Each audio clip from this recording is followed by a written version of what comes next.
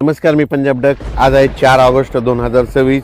आजच्या व्हिडिओमध्ये राज्यात परत एकदा मुसळधार पाऊस आणि काही ठिकाणी अतिमुसळधार पाऊस पडणार आहे त्याचा अंदाज ह्या व्हिडिओमध्ये देणार होते. पण त्या अगोदर काय करणार आहे, आज म्हणजे 4 ऑगस्ट पासून ते 7 ऑगस्टच्या दरम्यान राज्यात कुठं कुठं पाऊस पडणार, कसा पडणार आहे त्याचा अंदाज देणार आहे. तर राज्यात आज 4 ऑगस्ट, 5 आणि 6 ऑगस्टच्या दरम्यान या 3 दिवसामध्ये राज्यात विखुरलेल्या स्वरूपाचा पाऊस पडणार आहे. 22 मिनिटाचा, 10 मिनिटाचा, अर्ध्या तासाचा, 1 तासाचा असा पाऊस पडणार आहे म्हणून हा अंदाज लक्षात येतात. सर्वप्रथम हा कुठं पाऊस पडणार आहे, जे भाग आतापासून पावसामध्ये वंचित होते, म्हणजे ज्या भागात अद्यापही पाऊस पडलेला नाही त्या भागात हे पाऊस पडणार आहे. मग सांगायचं झालं तर सोलापूर जिल्ह्यामध्ये मंगळवेढा, त्याच्यानंतर पंढरपूर, कासेगाव, त्याच्यानंतर आटपाडी, जत, त्याच्यानंतर इकडं बारामती, दोन, इंदापूर ह्या परिसरात देखील पाऊस पडणार आहे.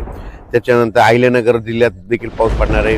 त्याच्यानंतर इकडं लातूर जिल्ह्यामध्ये उदगीर, नळदुर्ग, अक्कलकोट, मंद्रुप ह्या परिसरामध्ये पडणार आहे. त्याच्यानंतर इकडं कंधार, लोहा, पालम, म्हणजे पालम हे भागात पाऊस कमी होता त्या भागात देखील परत एकदा आता पाऊस पडणार आहे. त्याच्यानंतर परभणी जिल्हा, जालना जिल्हा, बीड जिल्हा ह्या 3 जिल्ह्यात देखील चांगला वेगवेगळ्या भागात पडणार आहे. सर्व दूर पडणार नाही, फक्त भाग बदलत पडणार आहे म्हणून हा अंदाज लक्षात यायचा. नांदेड जिल्ह्यात आज जरा जास्त पाऊस पडणार आहे म्हणून हा नांदेडकरांनी अंदाज लक्षात यायचा. धर्माबाद, बिलोली, नायगाव, नरसी, त्याच्यानंतर वसंतनगर त्या भागात देखील पाऊस पडणार आहे. त्याच्यानंतर इकडे यवतमाळ जिल्ह्यात देखील आहे, अमरावती जिल्ह्यात आहे, अकोला जिल्ह्यात आहे, वाशिमकडे आहे, हिंगोलीकडे आहे, अकोला जिल्हा, बुलढाणा जिल्हा, जालना जिल्हा, जळगाव जिल्हा, जळगाव जिल्हा, परभणी जिल्हा ह्या परिसरात काय होणार आहे, दुपारनंतर ऊन पडेल आणि दुपारपर्यंत ऊन पडेल, दुपारच्या नंतर लगेच जोराचा पाऊस सुरू होणार आहे म्हणून हा अंदाज लक्षात. आणि मुंबई कोकणपट्टीचा म्हणजे ते पालघरपासून ते इकडं रत्नागिरीपर्यंत, गोव्यापर्यंत ते पाऊस सुरूच राहील. त्याच्यामुळे पुणेकडे देखील सरी सुरू राहते. घाटमाथ्यावरला पाऊस आज जोर धरणार आहे म्हणून हा अंदाज लक्षात यायचा. मुंबईला देखील पाऊस सुरू होईल, नाशिकला देखील पाऊस येईल, संगमनेर, अकोलेकडे पडेल. त्याच्यानंतर नंदुरबार, धुळेकर सरी येतील, काही ठिकाणी रिमझिम पाऊस येईल. आणखी 3 दिवसमध्ये राज्यात असाच विखुरलेला स्वरूपाचा पाऊस आहे. सर्व दूर नाही पण पाऊस येणार आहे म्हणून हा लक्षात यायचा. पण आता याच्यानंतर पाऊस कधी येणार आहे तर राज्यातल्या शेतकऱ्याला 7 ऑगस्ट पासून ते 13 ऑगस्टपर्यंत, 13-14 ऑगस्टपर्यंत शेतीची कामे करण्यास वेळ आहे. त्या 5-7 दिवसामध्ये तुम्ही शेतीची कामे करून घ्या, कारण की राज्यामध्ये 15 ऑगस्टला म्हणजे यावर्षी नागपंचमीला पाऊस येणार आहे म्हणून हा अंदाज सर्व शेतकऱ्यांना लक्षात. सगळ्यात जास्त पूर्व विदर्भ आणि पश्चिम विदर्भ. पूर्व विदर्भामध्ये गडचिरोली, चंद्रपूर, वर्धा, नागपूर, भंडारा, गोंदिया, यवतमाळ, अमरावती, अकोला, नांदेड, हिंगोली, वाशिम, बुलढाणा ह्या जवळपास 11-13-15 जिल्ह्यामध्ये मात्र मुसळधार पाऊस पडणार आहे म्हणून हा अंदाज लक्षात यायचा.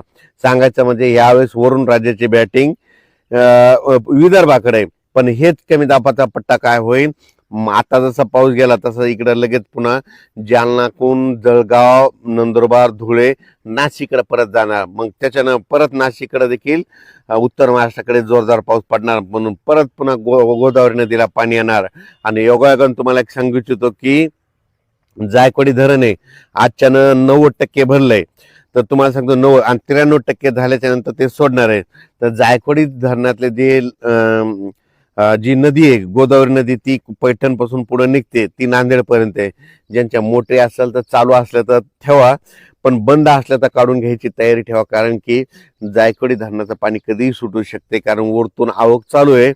93% झाल्याच्या नंतर हे जायकवाडी धरणाचं पाणी सोडू शकते म्हणून हे त्याचे आदेश येतील, तुम्हाला निर्देश देखील येते, त्या आदेशाचं पालन करावं म्हणून शेतकऱ्याला माझी विनंती. नदीकाठचे गाय गोटे असतील तर तुम्ही तुमचे आता ह्या 2-3 दिवस चरायला सोडू नका, कारण की कोणत्याही क्षणी पाणी सोडू शकतात आणि एखादं पाणी सोडलं तर आपल्याला लक्षात येत नाही, मोबाईलचे चार्जिंग नसल्यामुळं मेसेज कळत नाही, त्याच्यामुळे तुम्ही तुमचं सतर्क राहावे. त्याच्यानंतर सगळ्यात सांगायचं झालं तर ह्या पावसामध्ये 200 मिलीमीटर ते 250 मिलीमीटर पुन्हा एकदा पाऊस राज्यात पडणार आहे. ते 15 ऑगस्टच्या दरम्यान म्हणजे 15, 16, 17च्या दरम्यान ते पूर्व विदर्भातच पडणार आहे. म्हणजे नागपूर जिल्ह्यात देखील 200 मिलीमीटर पाऊस पडू शकतो. वर्धा, चंद्रपूर, नागपूर, यवतमाळ, अकोला, अमरावती. पुन्हा विशेष म्हणजे त्यानंतर अमरावती जिल्ह्यामध्ये मोर्शी एक तालुका आहे, त्या भागा मोर्शी वरुड तिकडे थोडाफार या पट्ट्या पाऊसच पडले नाही. तर मोर्शी तालुक्यातल्या सर्व शेतकऱ्यासाठी आनंदाची बातमी की तुमच्याकडं ह्या पावसामध्ये 15 ऑगस्टचा जे पाऊस आहे ना त्याच्यामध्ये चांगला पाऊस पडणार आहे, मुसळधार पाऊस पडणार आहे, ओढे नाले देखील खळखळ वाहणार आहे. म्हणून हा अंदाज लक्षात घ्यायचा. जळगाव जिल्हा बुलढाणा जिल्ह्यातल्या सर्व शेतकऱ्याला सांगू इच्छितो, आता जसा पाऊस पडला परत एकदा तुमच्याकडे एकदा जोराचा पाऊस येणार आहे. म्हणून हा अंदाज पूर्वकल्पना म्हणून तुम्ही तुमचं शेतीची कामे करा, शेतीची तयारी करून ठेवण्याची तयारी ठेवा. त्याच्यानंतर विशेष म्हणजे येलदरी धरण आहे, तर त्या लाभ क्षेत्रातल्या शेतकऱ्याचे फोन आले येलदरी धरण सिद्धेश्वर धरण आहे, तर आमचं येलदरी धरण सिद्धेश्वर भरेल का नाही.